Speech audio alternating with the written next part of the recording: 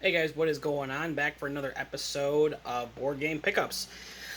In this one, I'm going to be showing off 5 games that I got, and I'm going to go through them a little more in depth than I did with the last video. Kind of give everyone an idea of um, the games themselves. Now, with at least the last one, I actually did a video on, and we'll talk about that in a minute. But the rest of these are really fun, and the common theme here, I guess, is games that they're not universally praised, and I'll explain why. So I'll kind of get into it with a game that I actually really enjoyed playing, and that was Splendor. Now, Splendor is a really interesting concept because really all it is, it's a game in which you're taking gems or you're using gems to acquire developments. And once you get to a certain amount of points, that's the end of the round. You can play as many rounds or games as you want. It really doesn't matter. The reason why people don't really like this game is that people say it doesn't really have a theme. Simplistic, maybe even, is another one. But honestly, I think it's all right there. I mean, this just takes me right back to like Sega Genesis days and playing columns, or even like playing Bejeweled back in the day. But this just has like jewel crafting and like specialty gem collecting like written all over it. It's not. It doesn't have a huge rich theme to it, but I honestly think that kind of works in its favor, considering as to like how easy this is to play. So you can choose up to 2 gems, or I believe it's or no, it's 2 gems of the same color, or you can pick any 3 gems that are available to you out of the 5, 6 if you're playing a certain number of people, and you use those gems to acquire development cards or tablets, as well as the favor of certain lords and leaders, which will add to your total at the end of the game. Honestly, it's simple, and I really like it. If you can find this, pick it up. I believe right now it's currently at Target for around $35. I would definitely look for this around the $30 to $25 range. That's where I feel more comfortable buying this at. This next one, actually got in a trade. I got this in a trade along with Fury of Dracula, and traded a copy of Cargo Noir. It's from the same publishers as Ticket to Ride, and that is Epic Spell Wars of the Battle Wizards Duel at Mount Skullfire. Now, this is a really cool game because how it. Sorry, I'm like lost my footing there. Apologies. This game is really cool, and I'm just going to see if I can bring this camera down a wee bit. There we go. This game is really cool because everyone gets dealt, I believe it's 10 cards, and every turn you have to choose 3 cards out of your hand. You need to choose a source, what is it? A source, and I'm trying to find it on the box because the name of it's escaping me. But basically, it's the beginning, the middle, and the end. The source is the beginning. The delivery, oh no, it's the source, the delivery, and like the intensity, I believe it is. Correct me in the comments. I have yet to sit down and play this. I have seen videos of it being played, but it's a lot of fun. It looks like it was drawn by the people who made the Beavis and Butthead comics, which is one of the things I absolutely love about this. So you're playing as like really deranged wizards and witches, and you cast these different spells that do crazy different things, and you have to knock out all their other wizards. And the first person to, I guess, get 2, I believe that you have to get 2 rewards, or you have to knock people out a certain number of times, because you could still lose and come back in the next game, and you actually have bonuses. I like the concept of it. It really does feel like a heavy metal / Beavis and Butthead kind of fever dream, and I really like that. It doesn't take itself too seriously. It's a lot of fun. This is around the $30 range, honestly. I don't really see it go too far from there. I see that at Barnes & Nobles for about that price. If you can get this a little cheaper, I'd recommend it. 30 isn't too bad, only because of, again, like the art style. The sheer ludicrousness of it, it's crazy, it's in your face, and it's a lot of fun. Uh, this one, um, this one's weird because I don't really get the same comments as to why people don't like it. Um, Here's the thing. When it comes to certain types of drafting games, I feel like this does it well, and I think people just don't like it because it's purely like a mathematical or like a certain brain type function game, and I'm talking about Sagrada. Now, I'm going to tell you right now, out of all the boxes on my shelf, I think I like this the most. It's just the most colorful. It just looks the nicest. And the whole point of Sagrada is it's a game of dice drafting and window crafting. 1 to 4 players, so you can actually play you can play solo.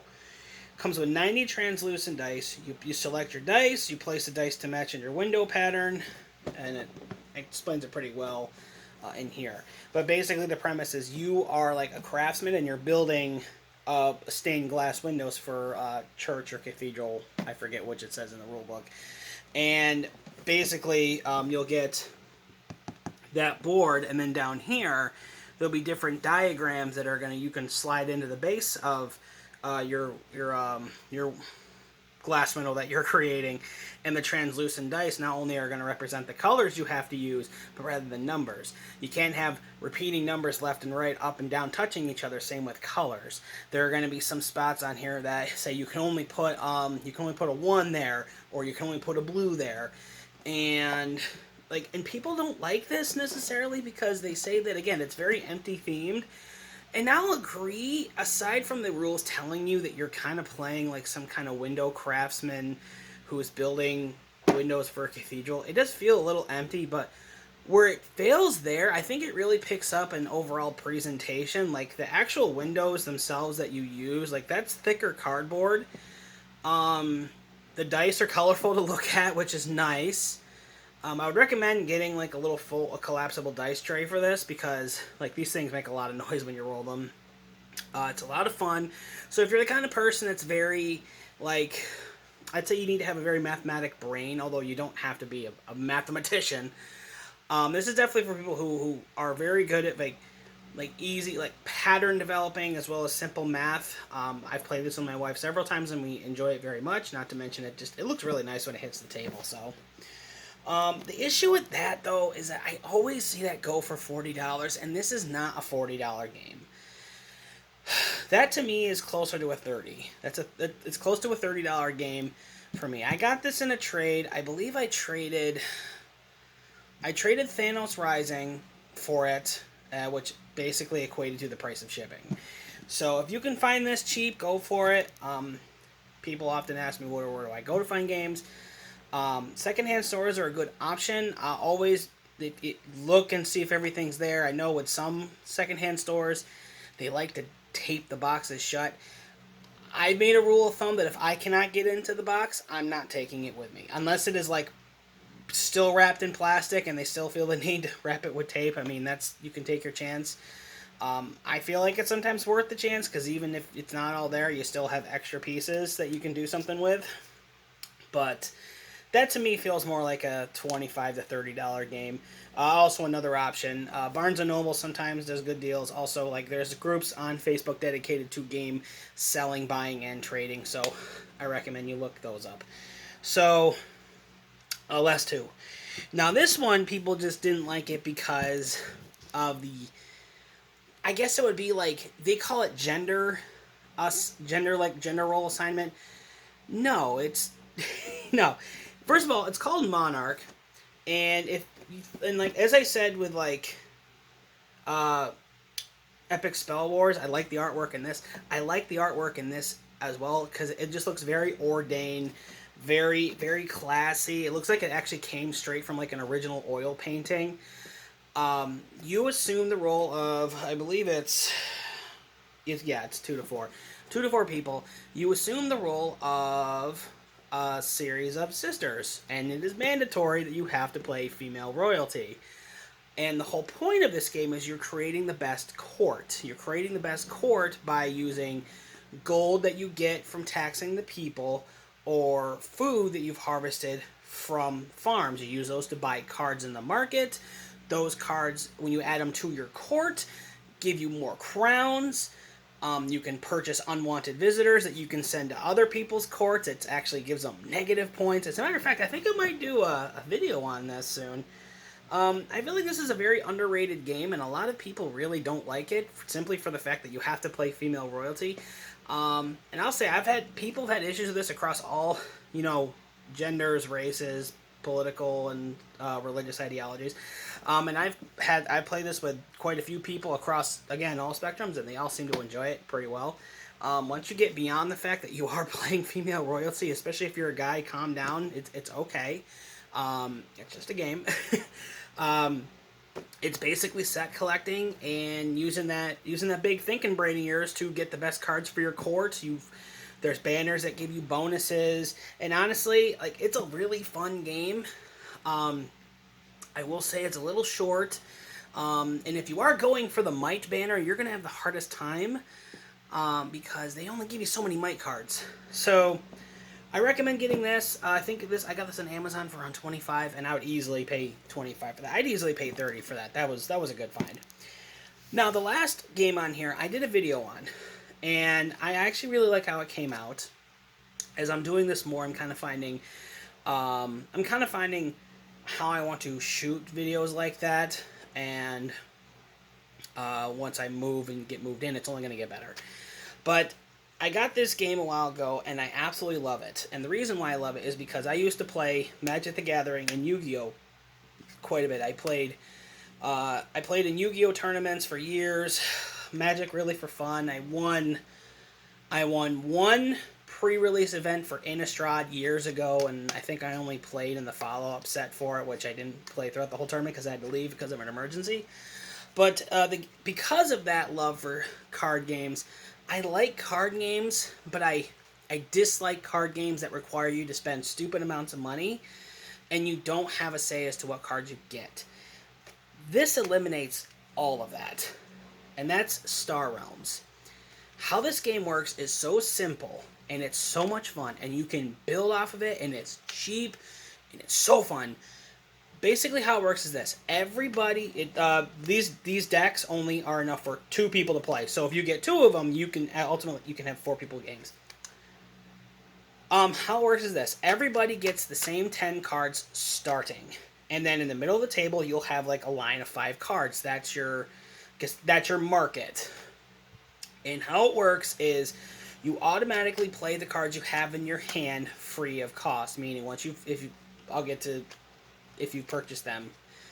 So when you start off, you're going to get 8, I believe it's 8 scouts and 2 vipers. Scout cards give you the in-game currency. It's like how you get your gold. And like the cards, like the vipers are the ones that do direct damage. Everybody in the game has 50 points, or 50 health, I should say. And you use your starting cards to gain currency. That currency is used to buy other cards from that market, and you take those cards and you put them in your discard pile. And then at the end of your turn, everything you've played, it gets taken from your side of the field, unless it's a base or an outpost, which I explain it in my video. You can check it out there. And I'll be right there, okay? Okay. Sorry. I know. My kid woke up from her nap. She's watching me from her room.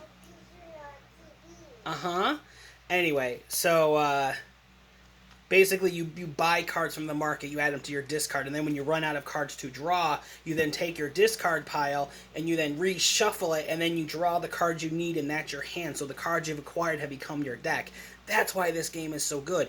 You are building your deck as it comes along. And the game of Star Realms has 4 different factions, and each of those factions have like different bonuses. Like, the name of it right now is escaping me.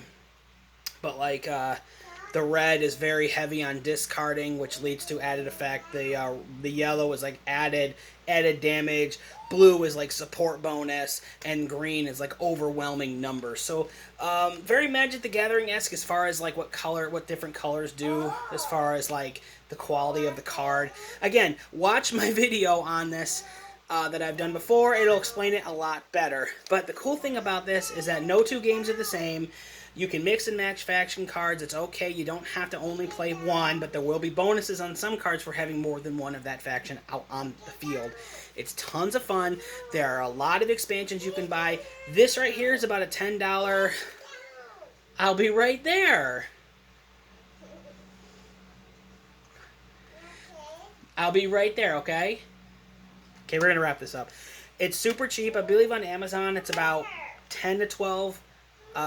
Expansion decks go for about the same price. Expansion packs go for about 3 to 4. You can buy premium sets that have expansions, the core stuff, and other cards for relatively cheap. I definitely recommend getting some sleeves to go with these because you will be these will get broken in quite a bit. So that's why I probably like. And a lot of people don't like this game because again, it's very compact, and other people like other kind of deck builders more. And I think while this isn't the best, I feel like this is so underrated that it hurts. And I please, I see it. Thank you. She desperately wants me to get her out of her crib. But I definitely think this is one that deserves a shot. I love the design on this. The artwork is fantastic. And for a very simplistic deck builder, I think the more people you get in, if you can, the better. So guys, that's going to do it for this video. Let me know in the comments below which of these things do you think you would play.